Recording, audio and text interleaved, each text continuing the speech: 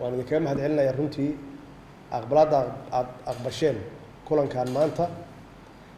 sida degdega ah aan idinku yeeray ujeedka shirkaani ama kulankan wuxuu yahay cudurkan lagu soo kordhay oo caalamka ku soo kordhay oo dilaaga ah oo sida ba'an meel walba ugu faafay oo na soo gaaray annagana runtii na saameeyay hal qofna aan ognahay inuu dhintay Allahu naxariisto dad badanna ilaa 25 qof hadda ay gaarayaan maanta dadkii la testigareeyay oo la xaqiijiyay inay qabaan cudurka iyo dad badan oo runtii aan la gaarin ama aan ogeyn meesha la isku testigareeyo iyo dhibka uu leeyahay cudurkan aan ogeyn inay jiraan xaqiiqatan waxaan isugu soo harnay siday tahayna sida dhabta ahna ay tahay inaan ilaahay aan u noqonno oo aan ilaahay barino inuu cudurkan naga badbaadiyo nana dhinac mariyo maxaa yeelay awoodeenna bulsho iyo awoodeenna dowladeed dhinac walbaba dhaqaale caafimaad waxaan qaadi karna ma aha waxaan u diyaar garoonina ma aha waa arkaysaan adduunyadii hormartay oo dhaqaale ahaan iyo system ahaan iyo dowlad ahaan dhinac walbaba boqolaalo sano soo jiray sida ay ugu dhibaataysan yihiin iyo dhimashada meesha ay marayso iyo dadka uu runtii saameeyey meesha ay marayso annagu xaggee joognaa marka 30 sano yaan hawada ka maqnayn ama aan ku jirnay xaalad adag duruufo adag oo dowlad la'aan ama dowlad daciif ah oo systemkeeda dowladnimo institutionskeeda uusan dhisnayn ama burburay oo aan ku jirno kasoo kabasho hor leh aan ku jirno marka haddee ummaddeennana sidaas oo kale maxaa yeelay ummaddeena waxay ogtahay sidii dowladdoodu u egtay hadday tahay dhaqaale hadday tahay caafimaad iyo hadday tahayba bulsho ama adeeg bulsho idinkaa indhihii ah dadkiina waxaad moodaa inaysan weli dareenka cudurkan uu leeyahay iyo dhibka uu leeyahay aysan dareemin weli waa dhab ilaahay in loo noqdo ilaahay qadartiisa inay jirto wixii dhacaa inay tahay wax ilaahay ku dhacay dartiis iyo awoodiisa laakiin kama reebana taxadar in la galo oo aad loo taxadaro weli dadku waxaad moodaa in aysan qaadan awaamiirta iyo talooyinka ay hay-adaha caafimaadka ama wasaaradda caafimaadka ama dadka dhakhaatiirta professionalka oo ka hadla khabiirka u ah cudurkan inaysan weli aysan gelin oo ah cudurkan inuu leeyahay ka hortag ka daba tagiisu inuu leeyahay waxyaabo badan u baahan yahay waxaan ognahay hadduu qofku mar ku dhaco dee qofna waa ka boodaa qofna waxaa laga yaabaa complication kale iyo cudurro kale oo qarsoon ama kuwa awalba la dhibteysnaa uu qabo see dadkaas loola tacaalay awooddeeda ma leenahay caafimaad awooddeeda dowladnimo ma leenahay awooddeeda dhaqaale ma leenahay xaqiiqda waxa weeye waa maya ma lihin ilaahay inaan barino keliyaan leenahay laakiin iyo dadka inaan wax u sheegno si ay isaga ilaaliyaan cudurkan oo ugu horeyso sida hadda adinku aad tihiin in la kala fogaado social distancing waxay luqadda ajnabiga lagu yiraahdo saas in loo kala fogaado haddii la heli karna afka la duubto gacmahana gloveski la gashado maxaa yeelay qofku haddii uu maxaan ku raahdaa gacmaha ku soo qaado sanka ma gaarsiin karo maxaa yeelay sanka waa u xiran yahay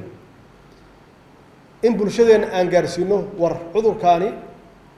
waa cudur daawadiisu ay tahay taxadar feejignaan kala fogaasho dhaqankeenna dee waa dhaqan dadku waa is jecelnahay waxaan jecelnahay inaan isku dhownahay waxaan jecelnahay inaan istaan taabanno waxaan jecelnahay qofka xanuunsan in la soo booqdo waxaan nahay dad geesiyiina oo dhibaato walba ka soo dhargay oo waxay ka baqaayaan aysan jirin oo marmarka qaarkood qofku uu raadsanayaba marka in dadkii aan wacyigelin xoog leh ka siino awooddeena meeshay taagan tahay ama awoodda aan leenahayna aan u sheegno oo ah dal soo kabanaya inaan nahay hay-addiisa caafimaadka inaysan shaqadeeda fiicnayn ama shaqadeeda ay hadda bilaaw tahay maxaa yeelay institutionsku waxay leeyihiin 100 sano 50 sano inay soo dhismaan annagu 30 sano yaaban ka dhacsanaynba system ahaan aan u dhacsanayn intii yareed oo dowladihii isoo maxaan ku raahdaa bedelayana haddee ma aha wax nagu filan ma aha oo lagu dhismo ma aha wasaaradda caafimaadka adduunkaan naqaano inta badan waxaa ka shaqeeya dhakhaatiir iyo dad administration jaamacado sare ku soo gaaray keliya intaas ma aha boqolaalo sano isku bedelayay jagooyinka oo intaasi dadku wax baranayeen oo departments kala duwan leh hadday tahay cudurrada ka hortagga cudurrada faafa hadday tahay wacyigelinta hadday tahay baaritaanka daawooyinka khaladka ah iyo kuwa saxa ah hadday tahay imtixaanada dhakhaatiirta inay sax yihiin oo ay leeyihiin khibraddii loo baahnaa baaritaanka caafimaadka naftigooda meelaha cisbitaalada yaallaan ama cisbitaalada jiraan waxaasoo dhan waxay u baahan tahay muddo dheer inay hay-addu ku dhismato marka tabarteenna caafimaadna waa taas tabarteenna dowladnimona hadda waa og tihiin waxaan ku jirnaa kabasho hadda yaa wasiirku waa nala fadhiyaa maaliyadda aan adduunka u furannayba inayna fahmaan inaan nahay inaan qaabkoodii iyo systemkii ku shaqeeyaan aan soo galnay oo nala aamini karo oo wax nala siin karo wax nala amaahin karo deeq nala siin karo lala macaamili karo lala fariisan karo haddaan soo galnay habka canshuur qaadisteenna ama canshuuraheen dalkeennu isma haysto waa kala maqan yahay cadow manaxa ah yaa meel jooga oo cudurkan inuu faafo wax ka daran sameynaya marka xaaladaha noocaas oo kalea weeye dadka marka in loo bandhigo shacabkeenna awooddeenna dowlad aada iyo aad yay ugu jirtaa soo kabasho ugu jirtaa daciif u tahay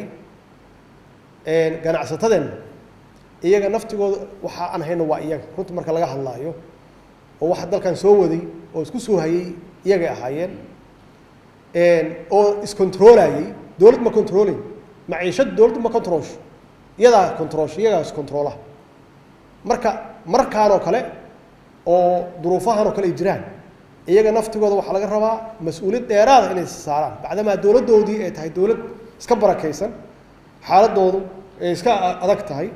weli aan dhismin weli isdoon doonanaysa iyagaa laga rabaa inay isqabtaan oo yidhaahdaan shacabkeennii weeye intaasoo sano aan soo nooleynaynay iyaguna ay na soo taakuleynayeen oo wax naga iibsanayeen oo marketku u socday hadda bacdamaa dhibkaan u yimid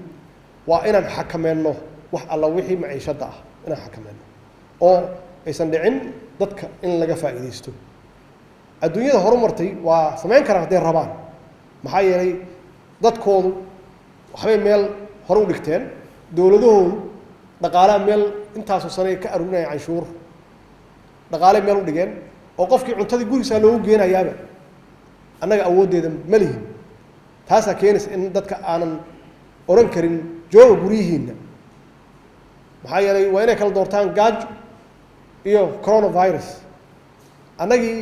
haddaan awooddeena ay gaarsiisanaan lahayd oo ama dhaqaalaheenna dadkii naga horreeyey oo aabbayaasheenna ay aada u shaqayn lahaayeen oo aysan waxba naga burburin lahayn oo dowladnimadu ay ahaan lahayd dowladnimo u shaqaysa dadka oo aan laga shaqaysan oo hufnaanta ugu horeyso dowladdu waxay lahaan lahayd kayd marka dhaqaale oo marka xaaladdan oo kale ay timaado dadka lagu khasbi karo inay guryaha joogaan oo dawladdu ay kabi karto kan shaqada businessman-ka ah ama ganacsatada ah wixii ka baaqda la siin karo canshuur dhaaf badan la bixin karo oo dawladdu kabayso wax horey aan meel u dhiganay ma jiraan horey umaynan shaqaysan marka inaan la noolaano xaaladda annaga aan iscaawinno garbaha isgashanno gacmaha isqabsanno istaakulayno keena dhibaataysan la taakuleeyo wax isu sheegno dadkan aan u sheegno iyagoo noloshoodii wata awareness la siiyo in la kala fogaado cudurkan dhibkiisa loo sheego qof walba oo maskaxda ku hayo adoo noloshaadii qutuliyoonka kaagi raadinaya haddana is-ilaali oo gurigaaga ha keeni haddaad dhalinyaro tahay oo aad isbidayso xoog inuusan cudurka kugu dhicin hooyadaa iyo aabbaha iyo dadka waaweyn oo aan qaadi karin ha u keeni inuu qofku saaro mas-uuliyadda hadduu xanuunsado qofka inuu dee ka fogaado bulshada inkastoo aan ognahay cudurkan qofka intuu soo dhicin ka hor iyuu awood wuxuu leeyahay boqolaalo qof inuu ku rido uu awood u leeyahay marka sababta ay tahayna isku dhawaanshaha iyo isku neefsashada ay tahay in wacyiga aan aada u kordhino culimmadu inay hadasho ay ka digto iyagoo daliilsanaya xaaladihii hore loo soo maray ileen annaga hadda uguma horeyno cudur saan oo kale ah inuu islaam ku dhaco wasaaradda caafimaadka inay daily briefing samayso iyadoo kaashanaysa guddoomiyaha gobolka kaashanaysa wasiirka maaliyadda saas oo kale inuu la hadlo ganacsatada iyo maxaan ku rahdaa canshuur bixiyaasha ula hadlo wasaaradda maxaan ku rahdaa informationka iyo wacyigelinta in ay aada uga shaqayso dadka sidii loo wacyigelin lahaa sida hadda uu wasiirku uu uga shaqeeyey isu imaanshahan halkan ajra allah ka siiyo uu uga shaqeeyey saas oo kale in la qabto muxaadarooyin oo miidiyuhu ay horboodayaan wasaaradduna ay garwadeen ka tahay ama ay coordinate garaynayso dadka professionalska caafimaadka ah dhakhaatiirtu iyagoo naftigoodu inay abaabulaan oo waktigan xaaladdan lagu jiro dhibka badan ay volunteer ummadda ugu shaqeeyaan aysan baqin aysan odhan waxbaa kaa soo gaaraya hawshaan ay volunteer ugu shaqeeyaan mutadawacaan siduu cudurkaan uusan dadkeen u laynin uusan meel walba u gaarin uusan u faafin inay is aruursadaan oo wasaaradda caafimaadka ay garab u noqdaan bacdamaa dee wasaaraddu functionkeedu iyo shaqadeedu ay liidan karto aysan dhammaystirnayn aysan xoog lahayn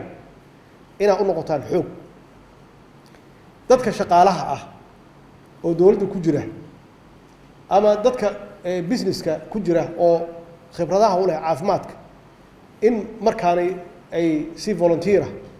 ay hawshan usoo galaan oo ay kala shaqeeyaan wasaaradda caafimaadka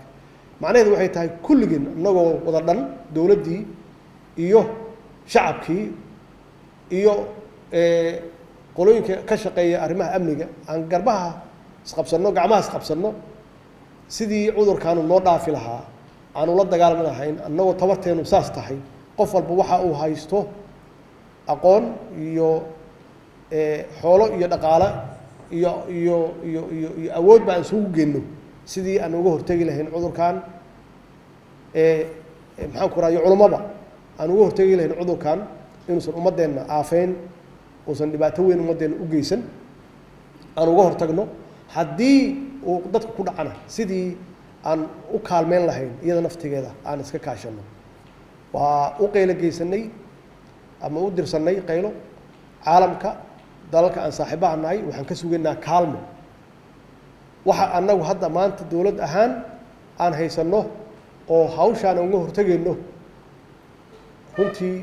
xaqiiqatan tabarteena waa yartahay ilaahay keliya inaan barino ilaahay u noqonno in dadkeenna uu ka badbaadiyo cudurkan iyo saaxiibada dowladaha shisheeye inaan u qaylo geysanno wax alla waxayna tari karaanna aan maxaan ku rahdaa weydiisanno mas-uuliyaddu waana wada saaranta tabarteedana dowlad ahaan ma lihin marka in shacabkeenni marka aan wacyi gelino cid walbaba qayb ay ka ahaato sidii aan cudurkan ula dagaalami lahayn. Wassalaamu calaykum waraxmatullaahi wabarakaatuh.